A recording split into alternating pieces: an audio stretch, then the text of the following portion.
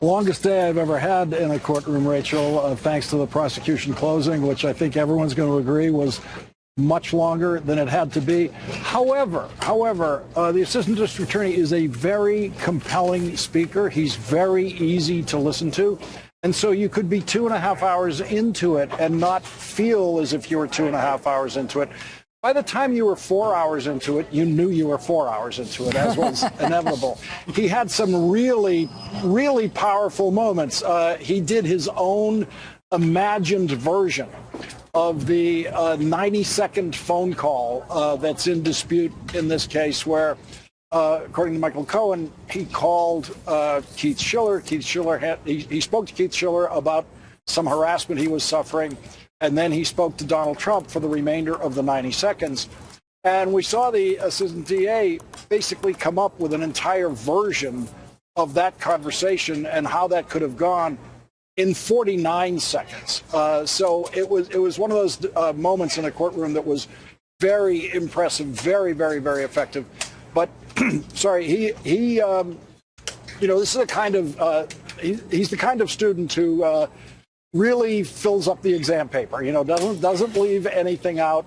And oddly enough, it did not feel that repetitive. That's the funny thing about it. But the essence of it was basically, look, this was, in fact, a reimbursement. In fact, there was a moment there where he rattled off all of the reasons why this was a reimbursement to Michael Cohen and not a big paycheck.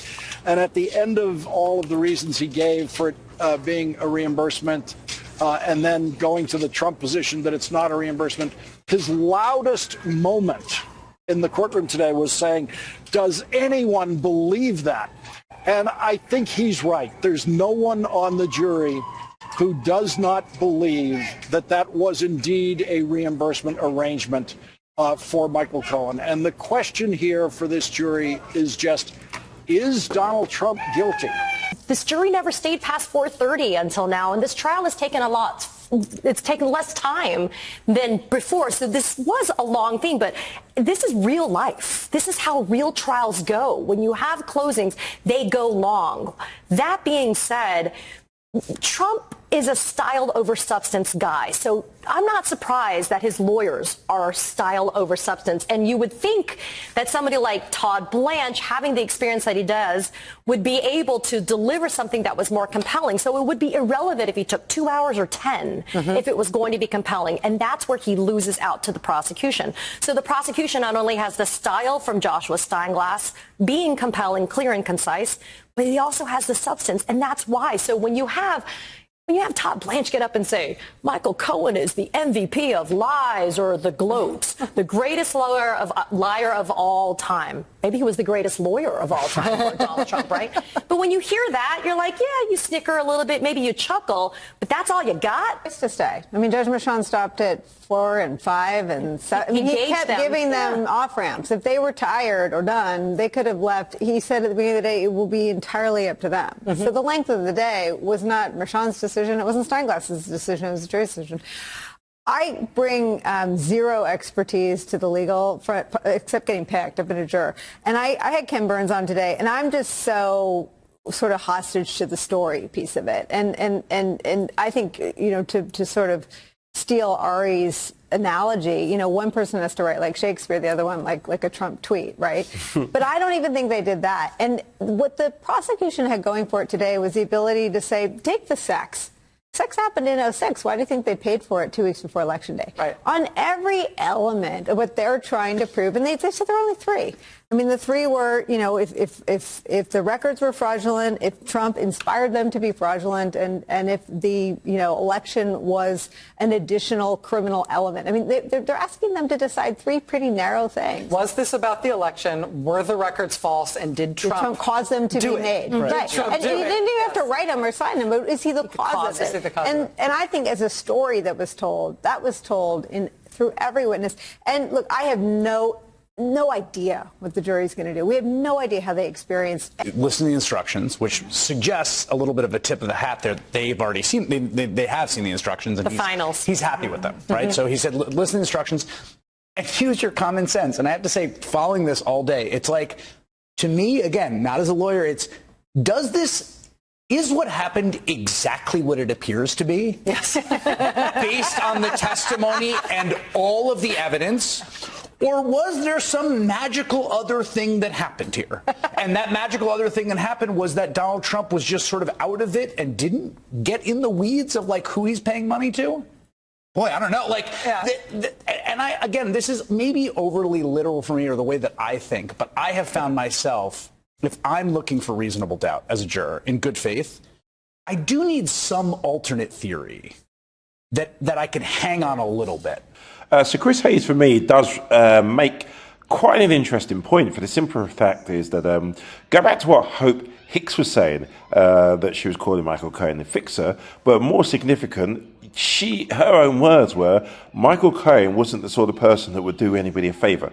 He didn't, like, splash the cash, throw money around. He would not spend one single dollar unless he knew he was going to get that dollar back. It wasn't like, oh, he's feeling very generous here. Let's bail out his then boss, former guy, out of a very sticky situation. Clearly not. And you have to bear in mind with Hope Hicks, okay, and I think this is for me, it's not David Packer, it's Hope Hicks.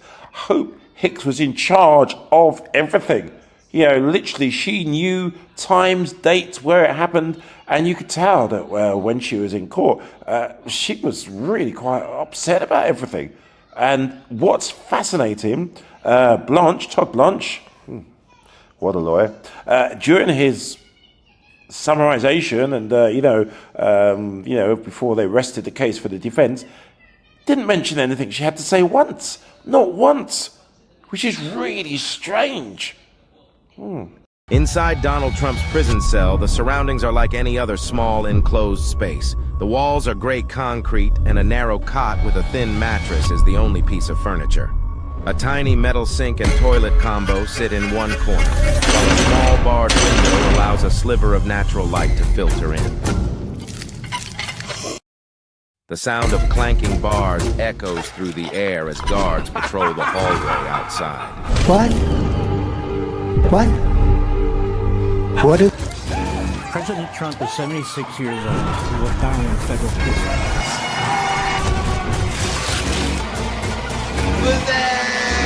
Trump spends his days pacing the limited floor space. The once powerful man now finds himself in a place of confinement.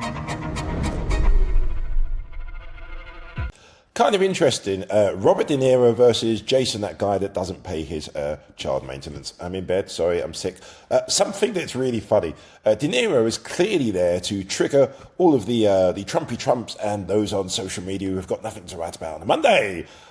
Playing Trump probably at his own game. The thing that's crazy, they're swearing, shouting and all of that stuff. And they really think, if it was the other way around, that Trump would be there, running to their defense. As Howard Stern said a long time ago, the thing the MAGAs don't get is he doesn't give two flying Fs about them. And there they are, doing his dirty work. To quote De Niro,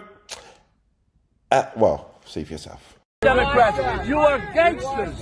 You are gangsters. You're washed up. Fuck you. You're a little punk. You're a softie. You're a nobody. Your movies suck. You're trash. You're trash. You're done. You're done after this guy. You're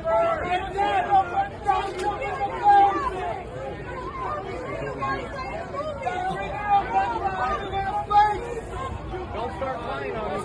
Fuck you! Suck my dick! Your mother should have swallowed me! We're trying to be gentlemen in this world. The Democrats. You are gangsters. Excuse me. You are gangsters. You're washed up. Fuck you. You're trash. You're done.